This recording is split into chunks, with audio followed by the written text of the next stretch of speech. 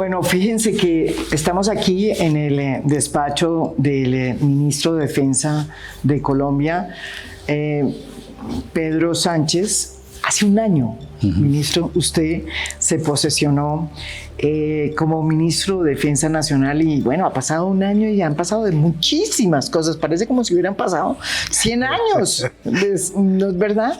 Me complace tenerlo aquí en A Fondo. La verdad tenía muchas ganas de entrevistarlo porque me parece que dada su trayectoria, todo lo que ha hecho en un año, yo creo que han cambiado muchas cosas. El mundo ha cambiado también. ¿Por qué no me da una especie de resumen de lo que ha pasado en este año, aquí en este despacho, desde este despacho, todo lo que le ha cambiado el país y el mundo? Usted lo ha visto. Sí, pues María Jimena, muchas gracias por este espacio, por esta invitación. Y creo que ahorita antes, pues hasta ahora nos conocemos, pero hasta ahora lo conozco, eso sí, es cierto. Pero coincidimos en que había la intención de encontrar este espacio. Sí. Hace mucho tenía ganas de entrevistarlo. No, pues me alegra muchísimo y para mí es una gran oportunidad para hablarle lo que hacen o lo que hacemos los 410.000 hombres y mujeres que integramos el sector defensa. Trataré de ser lo más concreto, pero diría que lo puedo analizar en el plan choque que inicialmente planteamos, que tenía o tuvo 5 enfoques en ese momento. Uno, el control territorial y la seguridad. El segundo, proteger la soberanía. El tercero, la democracia. El cuarto, fortalecer la institución para poder cumplir esos 3. Y el último, que sin transparencia e integridad se derrumba absolutamente todo. Y desarrollamos por primera vez en la historia, eso sí lo puedo decir, un encuentro estratégico con los generales de la policía y con los generales de las fuerzas militares al mismo tiempo. Antes era solamente con militares, con policía, fue al mismo tiempo. Pero le sumé otras cosas, que vinieran los suboficiales, los del cuerpo ejecutivo, porque ellos son los que conectan a la base, son los que le hablan allá, y que estuviera integrado el sector defensa, o sea, las empresas, las 19 entidades que tenemos, que son los que proveen capacidades y alinean políticas. Entonces, eso fue clave porque, pues, igual que en toda estrategia, uno parte de hablar con un lenguaje común, pero tener ese objetivo común, o si no, se dispersa. Entonces, en temas de seguridad y control territorial, incrementamos la ofensiva en un 40%. Claro, es que a usted le tocó el cambio de estrategia, que es, empezaron incluso a haber bombardeos, cosa que el presidente Gustavo Petro dijo que nunca iba a haber y le cambió. Sí, y es más, hace 2 días hicimos el número 17. Estamos aún evaluando cómo nos va el desarrollo de la operación contra las disidencias de alias Mordisco, alias Antonio Medina, en Támara, área rural de Támara, Casanare, eso en la frontera ya llegando a Arauca y también a Boyacá. Entonces, claro, incrementamos la ofensiva en un 40%. Eso produjo también una afectación mayor, casi en un 15% de los neutralizados. Cuando digo neutralizados, siempre optamos es por la vida, o sea, que se desmovilicen o que si no se capturen y finalmente que mueran en desarrollo de operación militar. El 96% de los neutralizados quedan vivos. Solamente el 4% es un muy poco porcentaje que mueren. Así es, y los capturan. Sí, así o sea, es todo lo contrario de lo que había en la época de Uribe. No, yo estuve en esa época y combatí. Usted también estuvo ahí. Y disparé, el primer disparo que recibí fue a los 23 años de edad. Me pasó un disparo aquí cerca a la cabeza, en lejanías Meta. Y yo estuve en esa época, pero si uno mira las estadísticas es más o menos parecido. Es como un 90, algo así, que quedan vivos y el otro porcentaje sí murieron. Pero la mayor cantidad es, por lo menos 9 de cada 10 quedan vivos. Y una de las preguntas que yo le vi a usted haciendo el debate de control que hizo en el Congreso, y perdón la interrupción, antes de que siga planteando sus nuevas estrategias, ministro, es ¿cómo hacen ustedes para el tema de saber si hay o no niños menores cuando hacen un bombardeo? Porque ya van varios bombardeos desde que usted llegó. 17 bombardeos llevamos y la verdad es que primero, el reclutamiento de menores, eso es un crimen de guerra, es algo inhumano. Y cuando se hace aumentado, ¿no? de manera sistemática, es un crimen de lesa humanidad y debe ser castigado. Y aquí los ojos del mundo deben estar sobre quienes reclutan. Y cuando uno mira quiénes son los más que reclutan, está el cartel de Mordisco, luego el cartel de Calarcá, luego sigue el cartel del ELN y mínimo el cartel del Clan del Golfo, que vimos ahorita una noticia, se vio 2 niñas. Sí, 2 niñas. Dios, ¿cómo es posible esto? Entonces, claro, pero lo que mata, y lo voy a decir muy crudo, porque es la realidad, o sea, lo que mata no es la edad, lo que mata es el arma en sí. Y cuando lo llevan allá, lo llevan al mundo de la violencia. Y cuando uno entra a una operación, que muchas operaciones entra, ellos tienden a tener mucha clandestinidad, es difícil saber quiénes están. Y en la noche es difícil diferenciar, o en medio de la selva es difícil diferenciar, o que se colocan una pañoleta, pero lo van a matar a uno. Yo entregué las banderas de militares y policías que murieron a la familia y no fui capaz de decirle el que lo mató fue un menor de edad. O sea, los convierten, tristemente, lo llevan a la violencia. Entonces, ¿cómo determinamos eso? De acuerdo a lo que tenemos en los base de datos de desmovilizados, etcétera, entrevistas, inteligencia, calculamos más o menos, por ejemplo, en las disidencias de Mordisco, que el 20% o incluso un poco más es de niños. Sí, es de menores. Mire lo que pasó en Arauca, por ejemplo, en una operación el domingo, el sábado previo a elecciones, desarticulamos a 16 integrantes del cártel del ELN. 9 eran menores de edad y 5 eran de Venezuela. Entonces uno ve ahí cómo afectan la niñez. Afortunadamente solamente murió una persona, era adulta, es la información que tenemos, y fue capturado alias Z, que era el cabecilla principal. Pero a nosotros nos compete mirar si es objetivo militar o no lo es. Y una persona de la edad que sea, María Jimena, tristemente la guerra es inhumana. O sea, yo quisiera tener todas las noches tranquilo durmiendo. Eso me preguntaba yo, es muy difícil saber si son niños o no son niños. Lo único que sabe es que hacen parte de ese grupo y uno los puede atacar, pero hay que tener también una proporcionalidad en el ataque, un adecuado medios, aunque la proporcionalidad va más en la ventaja militar que se consigue versus el daño colateral. Ahí nunca ha habido daño colateral, pero en ese enfoque miramos la estadística y priorizamos. Entonces, cuando fue el ataque donde murieron tristemente varios combatientes ilegales menores de edad, que fue en el bombardeo en el Guaviare, la decisión fue porque habían apenas 10 comandos, un grupo pequeño de 10 militares, 10 o 20 militares, ya no recuerdo, 20 militares versus una amenaza de unos 150 criminales. Entonces iba ahí y estos criminales iban a enfrentarse con otro grupo a generar lo que pasó en el Catatumbo. Un desplazamiento de más de 30.000 personas, confinamiento de 60.000, asesinato. Febrero del año pasado. Enero 16 del 2025. Entonces teníamos que actuar. Entonces la opción número 1, dejarlos pasar, eso es omisión. Que hagan una emboscada, entonces podían asesinar a los militares. O hacer un ataque, un apoyo cercano, es decir, apoyo cercano es que la tropa está cerca a la amenaza. Se le pidió el apoyo, pero era una masa grande y se enfocó solamente donde estaban los criminales de más alto rango. Pero es difícil, es muy difícil. Y es la acción que hacemos nosotros y brindar la protección. Usted me decía ahorita el reclutamiento. Se disparó en el 2022, 2023, 2024, pero el 2025 una disminución del 36%. Y este año, comparado con el año anterior, va en una disminución del 59%. El reclutamiento. El reclutamiento. Pero digamos, ¿qué acciones? Ahorita estábamos hablando del tema de la estrategia, con el equipo de aquí en el Ministerio de Defensa, de cómo prevenimos, cómo llegamos mejor, cómo buscamos que no se lo lleven. Pero la otra, el efecto disuasivo de los bombardeos, de alguna manera ha afectado en ello. No quiere decir que no hayan menores reclutados, claro que los hay, es una tragedia. El sábado que estuve en San José del Guaviare, tristemente los menores que han caído vienen del Cauca.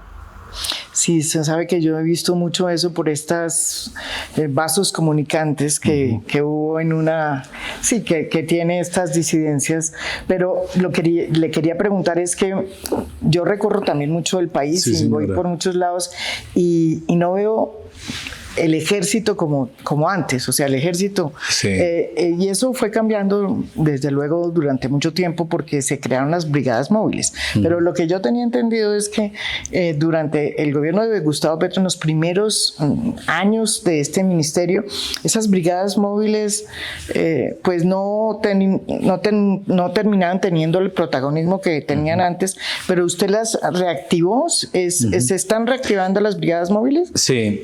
¿O cómo es que ahí podría uno decir como el contexto político y el contexto operacional. Sí. En el tema del contexto político, pues con la política de paz total, que es una ley del Congreso de la República aprobada por los colombianos, da unos espacios para que interactúen. Sí. Y le dice, usted puede hacer esto, puede hacer aquello. Es una política de Estado, no es de gobierno, es de toda la nación. Y ahí determinaron unos ceses al fuego. Y esos ceses al fuego pues genera, pues si no hay ofensiva, pues lo único que queda uno es en la defensiva. Sí. Y eso genera, digamos, que haya no una iniciativa, más bien, no permite que haya iniciativa, que se avance, sino más bien que esté uno resguardado. Y eso frenó por un lado. Por otro lado, también se evidenció que era necesario volver a reactivar esas capacidades que se tuvo, sí, y las denominamos ahorita fuerzas de despliegue rápido. Pero digamos, son fuerzas de despliegue, pero la rapidez depende de los medios aéreos que estamos recuperando ahora. Y esas se asignó una a cada división, pero además de eso, en los sitios principales, un principio es el objetivo en el Cauca, por ejemplo, y en Nariño y en el Valle. Sí. Allá hay una división, pero le desplegamos 3 fuerzas de despliegue rápido fuertes allá. O sea, ministro, que sí les afectó a ustedes en su, digamos, en su trabajo diario los ceses. Claro, eso indiscutiblemente influye, porque si a uno le dicen no puede desarrollar operaciones ofensivas y la mejor defensa es el ataque, ese juego de palabras que uno dice, si quiere la paz, prepárese para la guerra, pero es así, es la realidad. Claro, eso influye en ciertos sectores y finalmente pues el contexto ahora también es diferente. El contexto es, no señores, no hay cese al fuego. Es que desde hace casi, ¿qué? ¿Hace 8 meses por ahí? Sí, el último, si no estoy mal, terminó en mayo. Y sí, pero ya no hay ceses. No hay absolutamente ningún cese y fue en mayo solamente con un grupo que era el de alias Calarcá. El de alias Calarcá. Pero el resto no, para nada. Y una de los momentos más interesantes que usted ha tenido, yo creo que, no sé si la palabra es interesante, es que en medio de todo esto, exacto, usted les dice a grupos al margen de la ley, grupos armados les dice carteles, cosa que yo le he oído y me parece, bueno, me imagino que a ellos no les gusta, sobre todo al ELN, pero mi pregunta es, usted acaba de estar con Delcy Rodríguez en esta reunión que tuvieron en Caracas, que se iba a hacer aquí en la frontera, pero ¿por qué no se hizo, ministro? Las malas lenguas y las fuentes de información que me dieron era que tenían susto de que algo pasara, que una operación pasara, o sea, se produjera acá y estaban asustados y no se hicieron esas reuniones, sino ya en Venezuela. Sí, la misma pregunta nos la hacemos nosotros. ¿Por qué? La hice allá, algo recibí información, pero no sé, yo creo que hubo más ruido alrededor de todo ello, que preferiría que tal vez hablara la Cancillería en esos temas de relaciones internacionales, pero fuimos allá. Bueno, ¿y cómo fue esa reunión? ¿Se habló de verdad sobre el ELN? Sí. Porque ellos todavía niegan. La última versión que yo tenía, ellos negaban que el ELN estuviera siquiera en su territorio.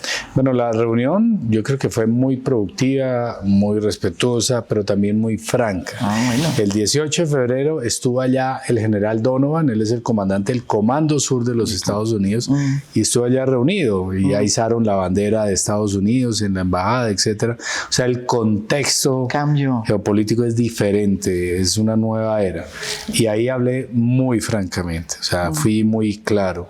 Les dije, mire, aquí la amenaza no son las naciones. O sea, le gustaría que mostráramos cuál es el plan de nosotros y aquí no decimos, oiga, vamos a invadir aquí a Venezuela, a tomar, no, nada. Nuestro enfoque es nítidamente que lo que es de Colombia le siga perteneciendo a los colombianos y protegerlo de todas las amenazas. Pero aquí debemos unirnos para que pierdan los criminales ahí en zona de frontera. Y obviamente, claro, viene de alguna manera, como es todo, como ocurre a veces en las relaciones, es cómo construir algo que no cuesta nada, pero tiene un valor enorme, que cambia todo. Esa zona binacional. Sí, esa zona binacional, y en términos intangibles que creo que es lo que más le aporta a cualquier capacidad, es la confianza. Y aquí tenemos que avanzar en desarrollar confianza. Porque hay desconfianza, eso no lo vamos a desconocer. Y por las razones que sean, y podrán muchas personas opinar de esto o aquello, pero yo le decía, mira, aquí el único enfoque es proteger al pueblo colombiano y que le vaya bien a Venezuela, y la clave es que pierdan los criminales y ganen las naciones. Entonces les hablé del cartel del ELN, del cartel de las disidencias. Y cuando usted le habló del cartel del ELN, ¿qué le dijeron? De las disidencias también, que están allá. También, que reconocen, digamos, sobre todo el ELN. O sea, reconocen que, digamos, ese problema también se tiene allá. Eso es claro, o sea, es tapar el sol con las manos. Pero entonces lo reconocieron. Sí, claro, y que han combatido. Nos mostraron unos operativos ahí y me dijeron, mire, hicimos esto, hicimos aquello, hemos afectado estas pistas. Sí, Padrino ha hecho hace unos 4 meses, hizo una operación muy fuerte contra el ELN. Así es. Y entonces dijimos, no, pues avancemos juntos.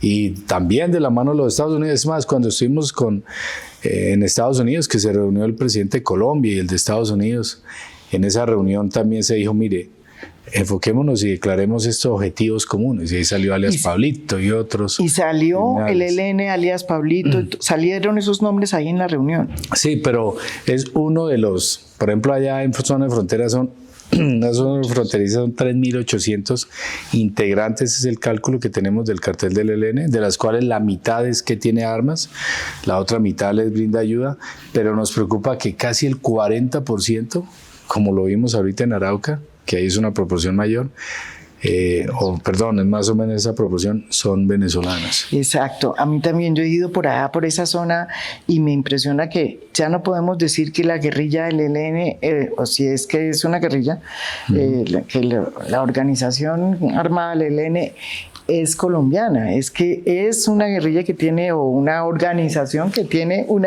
asentamiento muy fuerte en Venezuela, ¿no? Así es.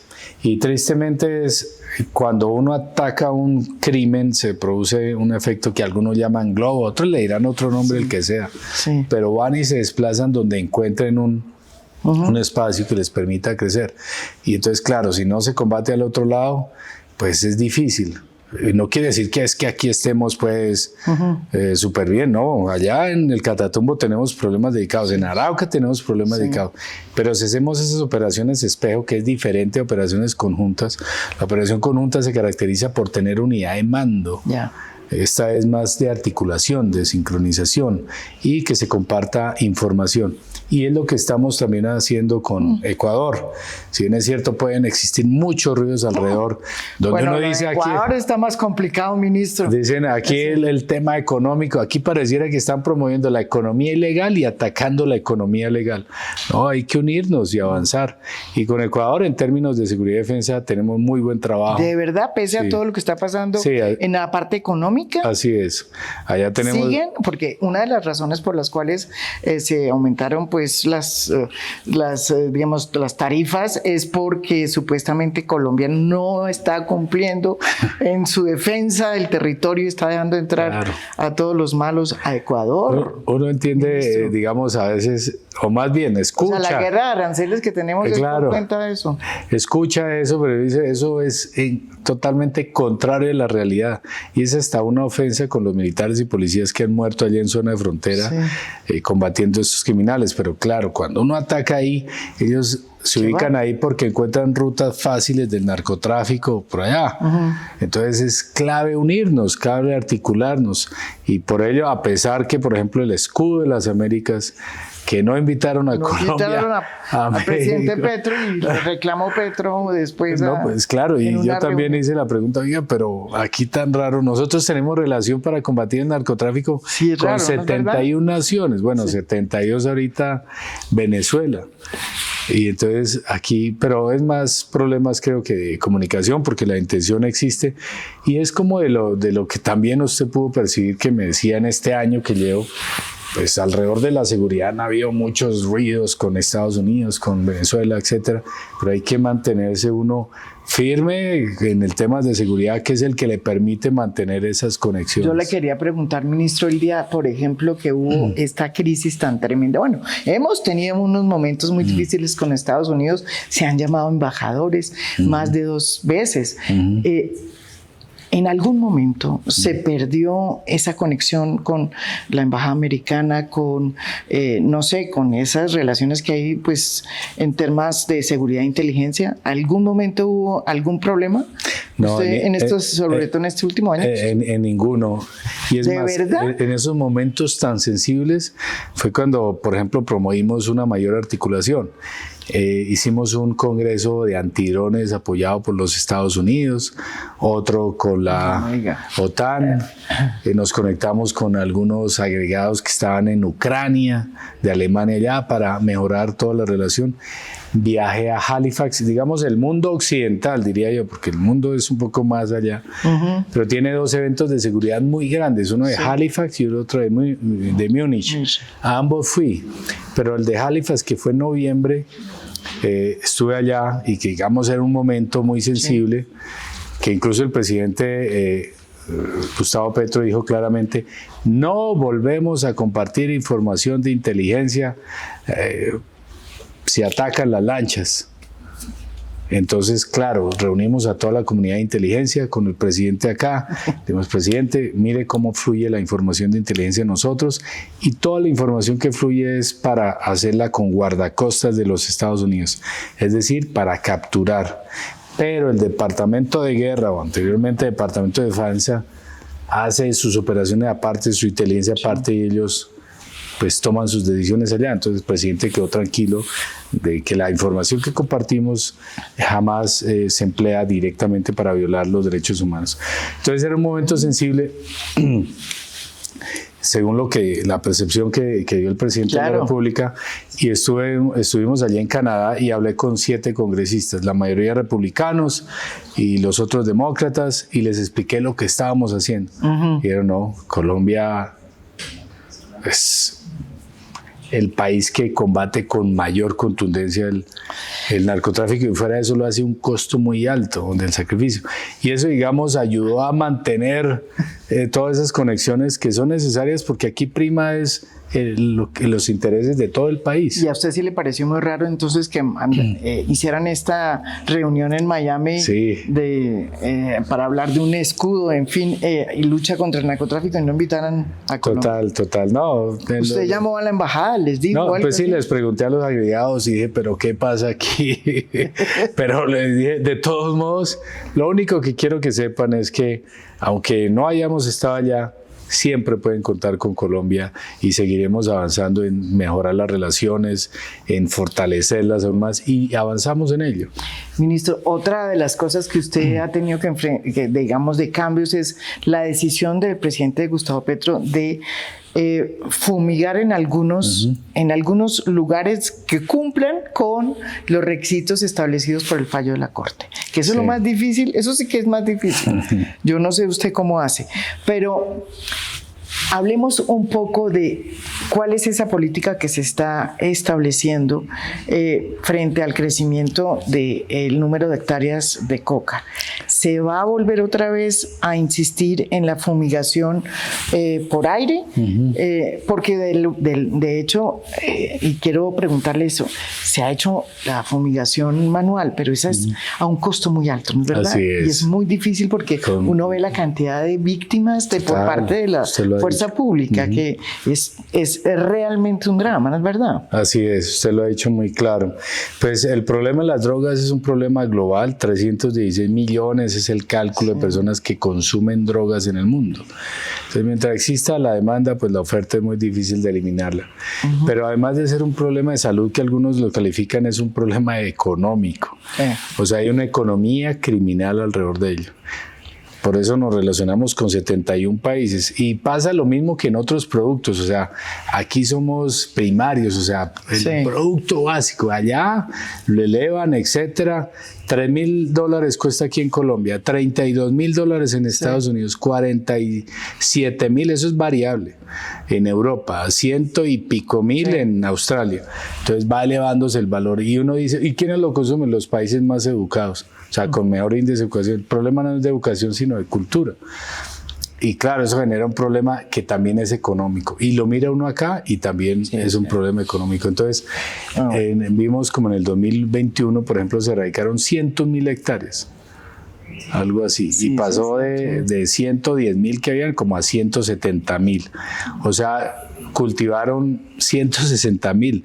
Es como recoger agua con un balde roto a un costo muy alto. Sí, ¿y por qué se subió tanto en eso? Digamos porque es algo que estamos investigando, pero la verdad es que finalmente uno quitaba y simplemente eso tardaba más uno en quitar que ellos otra vez en sembrar. Ya uno se va porque uno no tiene la capacidad de estar todos los 365 días ahí. Ya lo quité, entonces no cultiva, no, uno quita aquí, se va a otro lado, se va a otro lado, se va a otro lado. Y también se fueron metiendo en unas comunidades indígenas que ahí viene una paradoja que hablaba con algunos indígenas y decía, aquí en estos resguardos indígenas, ¿por qué hay cultivos de coca con objetivo de cocaína? Y laboratorios, no de mambiar. No de mambiar, sí. Y entonces les decía a algunos, oiga, yo creo que sus ancestros se están allá retorciendo en el más allá de cómo es posible que hicieron un sacrilegio en esta tierra sagrada para convertirla así. Sí. Y sacan a la fuerza pública. Uno va a ingresar y la sacan, pero a los cristalizaderos y eso sin problema. Entonces es un conflicto muy complejo. Entonces la clave es cómo una economía criminal la reemplazamos ilegal por una economía legal, pero también atacando pues el narcotráfico de frente. De allí que todo es el pilar programa de sustitución de cultivos. Es que yo creo que ese es esa es mi pregunta, uno de los análisis y estudios que se han hecho últimamente de por qué fue que creció realmente, se multiplicó tanto la hoja de coca en los cultivos, es no porque se suspendió el glifosato, sino porque hubo un fracaso en la política de sustitución de cultivos. Así es. Y en eso ustedes, que son los primeros que están ahí, los que realmente hacen presencia, ¿cómo lo ven? O sea, yo lo veo favorable, pero como todo, como dicen ahí, el agua rompe la piedra no por la fuerza, sino por la constancia. Constancia, persistencia y articulación es lo que se requiere ahí. Entonces, en el Putumayo, por ejemplo, hay 10.000 familias que ya se inscribieron y se espera que en la primera semana de abril 7.500 hectáreas ya hayan desaparecido. Cuando uno dice el crecimiento de los cultivos, entonces, periodo 2018-2022, se aumentaron en 90.000 hectáreas los cultivos, en un 69%. Y 2022, 2000, lo que llevamos, ya hay una reducción. El último cuatrimestre que medimos con la policía se redujo en 4.000 hectáreas, pasó de 262.000 a 258.000. Si esto no funciona, estaríamos hablando de 250.000 o menos hectáreas. Pero la clave es cerrar todo el ciclo. Bueno, ¿y a quién le vendo? Yo cultivo. Y claro, el paso a la legalidad es difícil, duro, pero es más rentable a largo plazo. Entonces, algo que se le dijo en la reunión con el presidente Trump le dijo el presidente Petro que compren cacao y no coca. ¿Le dijo? Bueno, en términos generales, pero digamos resumiendo bueno, pero está uno... bien. Que consuman coca, Cacao. sea, cacao y no coca. ¿Sí? Así. ¿Y qué dijo el presidente Trump? Entonces el presidente Trump inmediatamente le dijo al secretario de Estado Marco Rubio, aranceles, me imagino que no tenemos aranceles con el cacao, con el café, con los productos colombianos, y se confirmó que no, o sea, toda la apertura para eso, o sea, el presidente Petro le mostró un video, mire, aquí estamos erradicando, no sé qué, digo, eso es lo inteligente, eso es lo que hay que hacer, pero obviamente viene la mano de la erradicación, y viene el tema del empleo de los drones. Entonces, esos drones, digamos, fue aprobado, fue avalado, pero obedeces al programa de sustitución. O sea, el que marca la ruta es arriba la sustitución. ¿Y en qué sitios hay?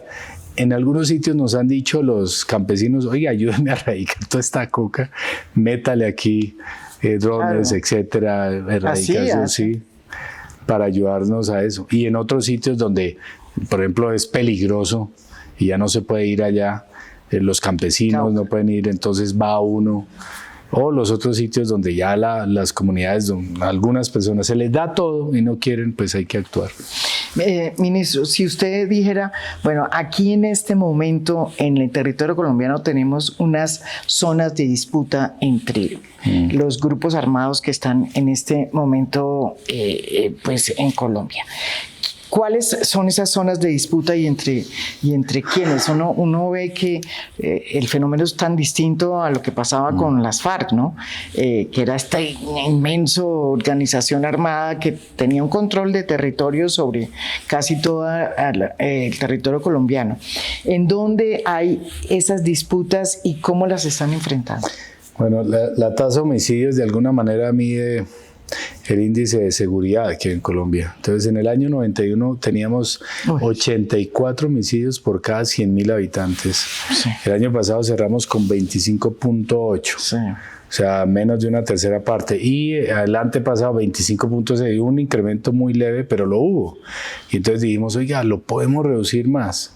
Pero entonces miramos por qué muere la gente. Y el año pasado moría casi el 70% por sicariato. Y es de las cosas que cuando uno va a esos terrenos donde siembran coca para cocaína, le dice, ¿ustedes creen que con eso compran su televisor y no sé qué? Con esto le llevan violencia a Barranquilla, a otros sitios. 9.000 personas murieron por sicariato el año pasado, producto de lucha entre bandas criminales. ¿Y cómo vamos este año? Y con eso respondo la pregunta. Los homicidios por sicariato se han reducido en un 24%, pero se han aumentado los homicidios por enfrentamiento entre los GAO, entre los grupos criminales. Entonces, los sitios más críticos están en el Catatumbo, donde se enfrenta una fracción de alias Calarcá con el ELN y que intenta ingresar otros grupos como los Conquistadores o el EGC, etc. Y cuando digo cartel es porque dicen tiene una capacidad organizada de violencia y de generar daño. Entonces por eso me refiero a cartel. El presidente también lo ha dicho. Y también el presidente lo ha dicho. Sí, es que son carteles. Pues la verdad, creo que sí. Creo que sí. Y algo para atacar el mal es llamarlo por su nombre. Por lo menos es la perspectiva que tengo yo como ministro. El otro región ahí es el sur de Bolívar. Sí. Pero ahí ya cambia la dinámica. Que era el ELN que tenía presencia, lo están sacando. Ajá, el Clan del Golfo lo está sacando, o EGC, más conocido como Cartel del Clan del Golfo, pero también articulado el ELN. Si en el Catatumbo se pelea el cartel del ELN con los de Calarcá, en sur de Bolívar los dos están unidos para enfrentar al cartel del Clan del Golfo. El otro es arriba en la Sierra Nevada, donde está el Clan del Golfo intentando llegar a la Sierra Nevada, donde están los Pachenca, los conquistadores de la Sierra. Sí. El otro sector es el nordeste antioqueño, pero ahí convergen los mismos tres grupos. Los mismos tres grupos que están en el sur de Bolívar, pero ya actúan de manera independiente, es más, hasta ya más dividida. Entonces ya el cartel del ELN no se apoya con el cartel de las disidencias Dialas Calarcá, sino que cada uno por su cuento, y el Clan del Golfo, y otro cartel que es el cartel de Mordisco. Resulta que habían dos estructuras allá, una del 36 y otra del 18, y ambas eran de Calarcá al inicio del proceso de paz. Y en octubre se separaron el 18 porque le hicimos operaciones y por disputas entre ellos. Y fue el que bombardeamos ahorita. Sí. Y que ya en total en una semana neutralizamos a 14 al principal, y luego al que lo sucedió lo cogimos. Ahí es otra región, y en la última que diría yo que es grave es abajo en el Guaviare. Que es la que está, usted acaba de estar allá. Sí, que ahí es las de Mordisco contra las de Calarcá, y uno dice, ¿y por qué se pelean ellos? Por vivir ahí como unas bacterias pegadas del cáncer, del narcotráfico, la minería ilegal y la extorsión. Y por ampliar la selva. Y por ampliar la selva para decir que son ganaderos, para etcétera. Decir que son ganaderos, que ese es otro de los temas que una de las cosas que también les ha tocado a ustedes, y ya como para ir cerrando, todo el tema de la deforestación. Ustedes antes tenían una división, yo no sé si todavía la tienen, que es esta división que me pareció interesante, creo que la hicieron en la época de Duque, que era para precisamente evitar la deforestación y coger a las personas que estaban pues tumbando la selva. ¿Eso cómo va? Digamos, vamos relativamente bien cumpliendo las metas del plan de desarrollo. Es una iniciativa o la cabeza del Ministerio del Medio Ambiente con CONALDEF, que es para los delitos forestales, etcétera, ambientales. Y hemos hecho operativos, y la estructura, digamos, se ha mantenido en términos de quién ejecuta. Entonces el DICAR, que es la Dirección de Carabineros, con ellos hicimos una reciente operación en Mapiripán. Pero alrededor de todo ello, la verdad es que el problema que vemos en esa ambición es que trasciende más allá del medio ambiente. Vemos, por ejemplo, en el Bajo Cauca, donde la minería ilegal, que es un delito ambiental, la extracción ilegal de minerales es un delito ambiental, pero trae otros delitos, violencia, homicidios, terrorismo, daño al medio ambiente, y a veces también afecta los derechos de los pescadores, porque dicen, bueno, aquí cómo pesco en este río, pero son de los desafíos. Y en este año, digamos, el enfoque de ese plan choque que mencionaba es en temas de seguridad. Los homicidios se redujeron, por ejemplo, en el Putumayo en más del 50%, en otros departamentos algo similar, pero en algunos sitios sí persistió, principalmente en las ciudades. En temas de soberanía, pues adquirimos una flota de superioridad aérea para los próximos 40 o 50 años, que es el avión Gripen, que hubo mucho ruido alrededor de eso, uno entiende, y lo que no entiende es a veces la desinformación, pero bueno, existe, es el segundo riesgo a nivel global que yo me acuerdo que eso se hizo, entre otros, por comparación con la superioridad aérea de Venezuela. Digamos, uno mira todo el contexto geopolítico, y lo proyecta, hace escenarios, etcétera, y fue un proceso muy, muy transparente que esperamos en el 2028 que estén las aeronaves. En temas de democracia, yo creo que uno de los principales ganadores de esas elecciones fue la democracia. Bueno, ahorita me hacían fue la seguridad, perdón. Fue la seguridad. Ahí me hacían un balance que desde el 91 a la fecha han sido las segundas más calmadas en esas elecciones. Pues, ¿cómo se midió? Las del 8 de marzo. Sí, ¿cómo se midió? Sí, las del 8 de marzo. ¿Cómo se midió en temas de afectaciones, de atentados terroristas, etcétera? Solo hubo uno relacionado con una mesa electoral que fue en San Juan de los área rural de la Macarena Meta, pero fue ya después de las elecciones. Lo otro, lo que vimos fue la transhumancia electoral allá en la frontera con Venezuela. Sí, mucha gente, ¿no? Viniendo a votar, venezolanos, y ya no sabemos si venezolanos colombianos o colombianos venezolanos. Ministro, una de las cosas que hay como, digamos, que yo creo que va a futuro, tiene que ver con, usted dice que todo estuvo muy bien el 8 de marzo, pero comienzan estos está hasta ahora comenzando. En materia de seguridad, uno de los temas que todavía tiene el país, digamos, en su memoria es que las elecciones, ¿no? En un momento complicado, claro. por primera vez es un país que está gobernado por un gobierno de izquierda que puede o no ganar, cuyo candidato puede o no ganar. Y una derecha que, pues, y una política que se está moviendo, una derecha que está haciendo todo lo posible por volver al poder. Las instituciones son importantísimas en eso, y sobre todo nada más ni nada menos que las que usted maneja hoy aquí en esta silla, en este edificio.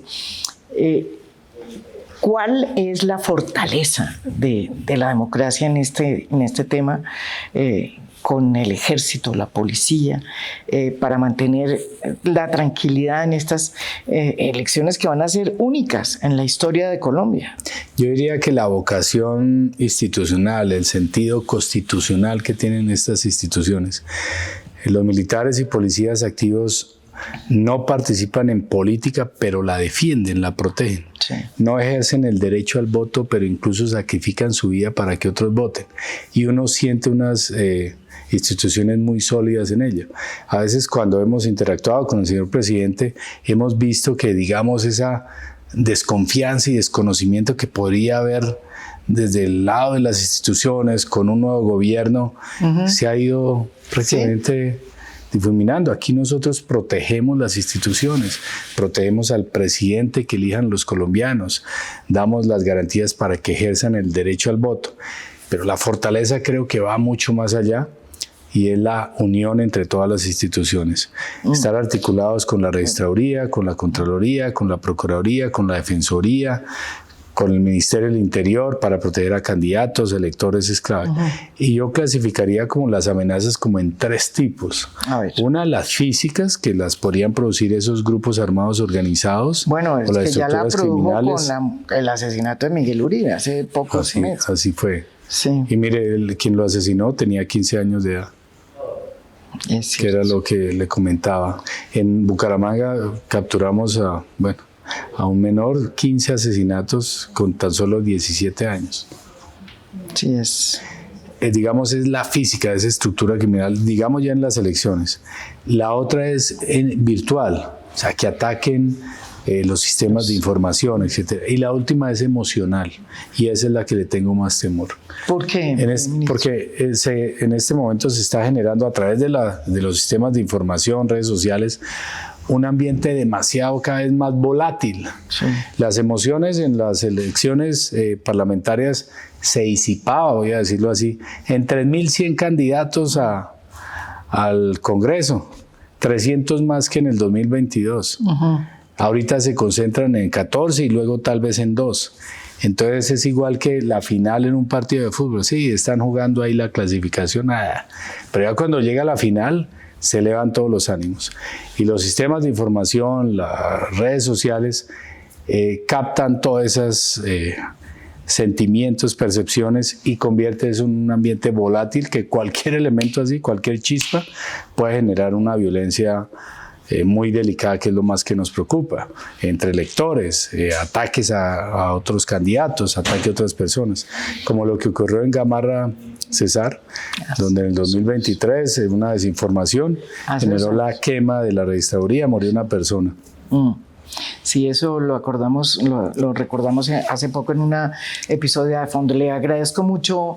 Ojalá estas elecciones se lleven a cabo en medio de la tranquilidad. Sí, así va a ser. O sea, el reto es grande. Hacer unas elecciones en el contexto de Colombia no es sencillo. Pero tengan toda la tranquilidad que todos los militares y policías y todos los que trabajamos en el sector de defensa, y creería yo que en las instituciones vamos a dar absolutamente todo para que estas elecciones sean seguras, transparentes, se respeten los resultados, y solo haga la invitación es que gane la democracia y no la corrupción, gane la libertad y no el constreñimiento. Vamos a elegir a quien nos va a gobernar en los próximos 4 años, quien va a conducir este país. La persona que lleguen a elegir, que sea muy bien elegida.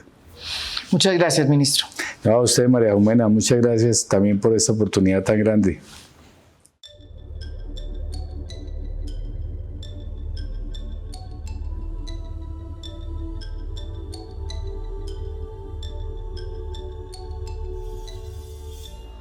A Fondo es un podcast producido por Mafialand.